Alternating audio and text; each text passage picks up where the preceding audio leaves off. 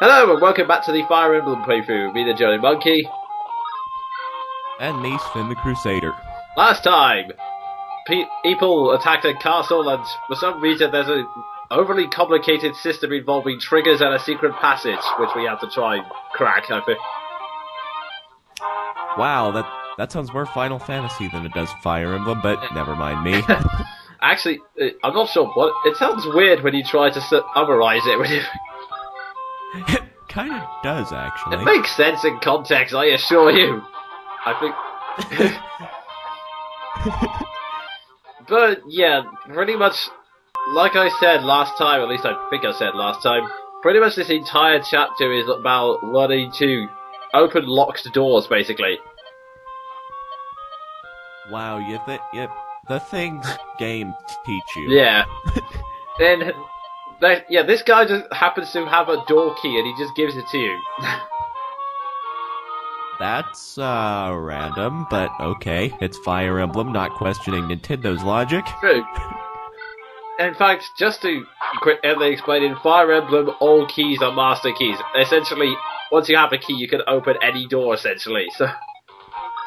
Yeah, so... Yeah, random person randomly giving us his only one. Yeah. That's odd. And what's even worse, that guy could break you to the castle, technically, if he wanted. Yeah, he actually could. Well, that's NPCs for you, no imagination.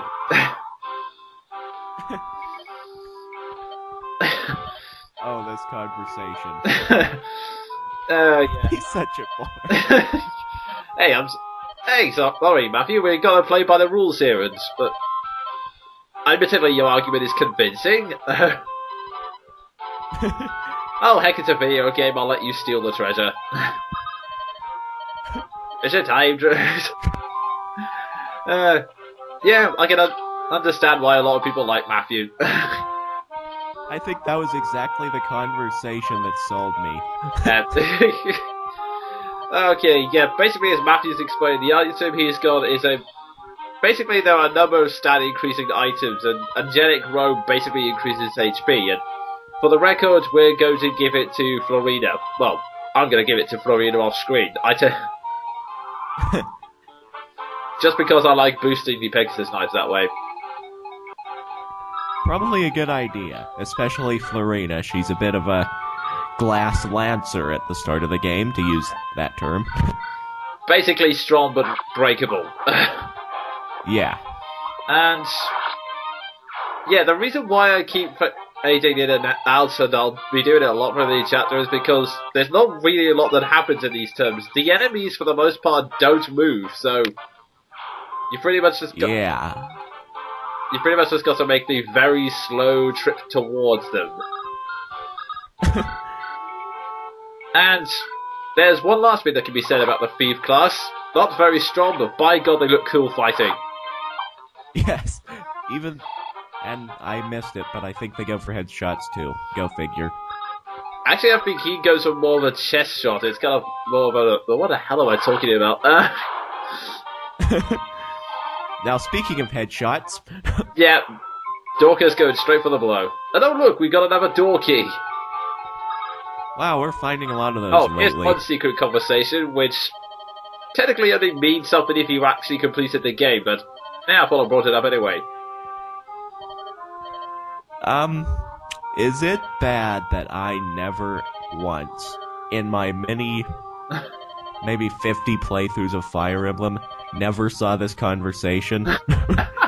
Well, to be honest, it doesn't really affect much of the plot, and I only found it by random luck when I was... But it never occurred to me that maybe they'd have a conversation. Even after the first playthrough, whenever I knew they had a relation. Yeah. Yeah. Possibly. I won't give anything away with due to spoilers, but basically there is this distant connection between Sarah and Matthew. Although we'll like to keep our distance from it, and I imagine Matthew does as well. Yeah. Poor Matthew. Yeah. Although, he has it easy, unlike her. At least he's... Anyway, yeah. Now that we've got the second trigger out of the way... Hey! we revealed the boss and the last two enemies on this entire map. For some reason, I don't feel particularly threatened. No, I don't think anyone is, really. But, yeah. Again, Knights of... Well, I'm trying to make it... No, never mind, I completely forgot what I was going to say. Anyway, we're having Raph taking part in this first battle that's, well, not scripted anyway. And let's be honest, he's not going to be doing much. No. Yeah, Bull's basically a knight. Now, for those of you who didn't watch my Sacred Stones playthrough, and I can't really blame you, the quality wasn't really that good, but yeah, this guy is covered from head to toe in armor and has a very high defense as a result. As such, just attacking him head on without any strategy will probably get you killed. Yeah. You need to think these things out whenever you're going up against walking tin cans. Pretty much, yes. Man, there are several ways to encounter them. First of all, there are certain weapons that are effective against armored units, such as the Armor Slayer Matthews picked up, and Lynn's Manikati, oddly enough. But axes also do a pretty decent amount of damage as well, since, you know, that knights use lances and the whole weapon triangle, if you remember. Yeah. And there is also Urk, whose magic could technically kill him in like literally one shot, but now I'm gonna toy with him. Wow, video game cruelty potential. Oh yes. Anyway, in the end, yeah, time passes and I just decided to drag this out, so I decided to give Dorcas some experience. Oh, the life of a soldier, eh? Yeah. And then have Urk finish him. Toasty! Yep.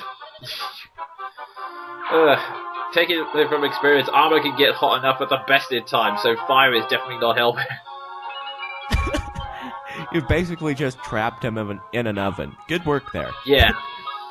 So, yeah, there's not much else to say about the actual gameplay of this chapter. It's unbelievably straightforward. Yeah. Although with the cutscene up ahead, I might have some fuel for talking. Oh yes, definitely. But this is probably one of the most significant scenes in the prologue, to be honest. So, anyway, here is Marquis Arthur, who has a very thick nose, I've just noticed. Wow, actually he does. Yeah, I've only just noticed it like literally this second.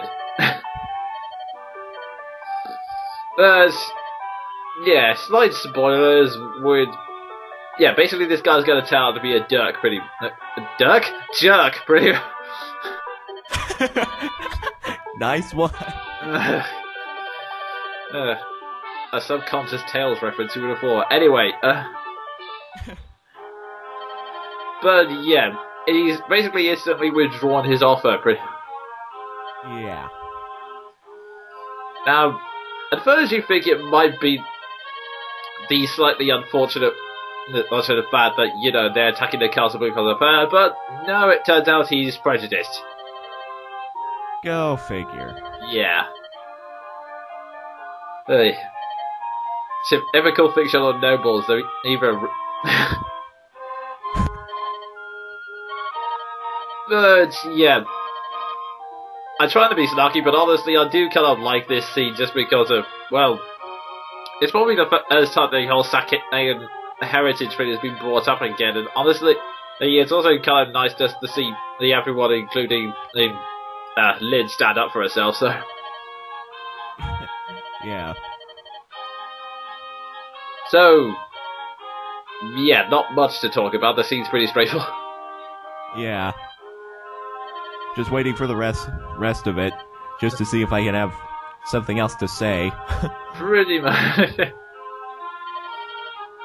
Yeah, actually, you may have also noticed the knights are also a big part of playing these the knights play a pretty big part in all of the conversations up to this point. In fact, even if they lose all their HP here, they won't die, and they'll still play an important part of the cutscenes. You just won't be able to use them.